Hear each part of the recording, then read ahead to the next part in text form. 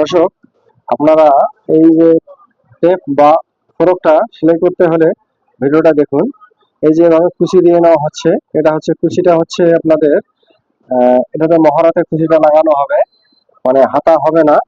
হাতার পরিবর্তে আমরা আরমলে বা মহড়ার মধ্যে আমরা এই কুচিটা দিয়ে আমরা ডিজাইনটা করব। দেখতে পাচ্ছেন এখন আমরা কুচিটা কত সুন্দর করে দিতেছি।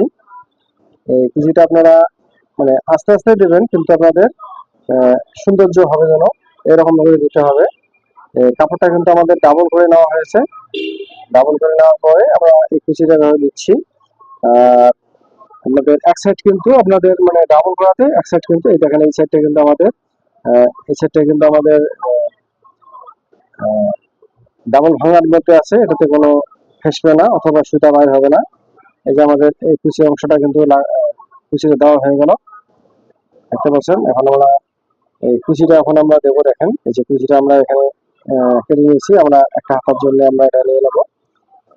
তা এটা আমরা এখন সুন্দর করে এভাবে লাগাবো। দেখেন যে সেলাইটা আগে যে যে সেলাইটা আমরা দিয়েছি, যেমন আপনার কুচির যে সেলাইটা দিছি সেই সেলাইটা বরাবর আমরা এখন এই আরমলের সঙ্গে বা মহড়ার সঙ্গে আমরা লাগাবো।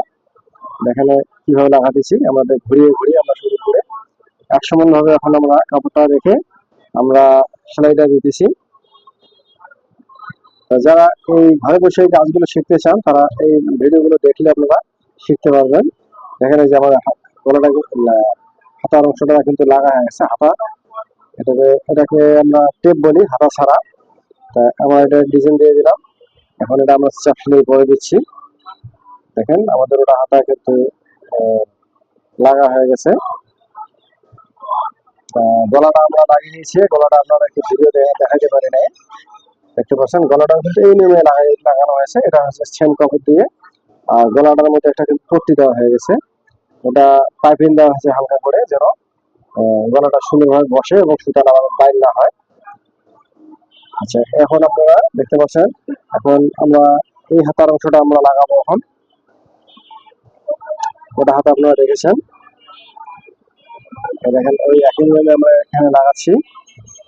সুন্দর করে আপনারা এক সমান রাখবেন, মানে কুচিটা যা দেওয়ার হয়ে গেছে, কিন্তু এখন আমরা এক সমান করে আমরা কাপড়টা সেলাইটা দেবো।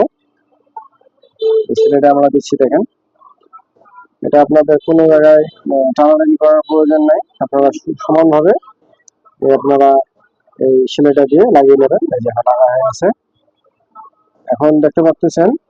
এখন আমরা এটাতে এখন চাপ সেলাই দেবো।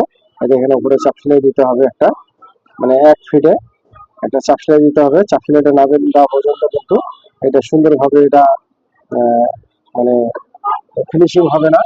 এই জন্য সেলাইটা দেওয়ার পরে দেখেন ফিনিশিং কত সুন্দর হলো।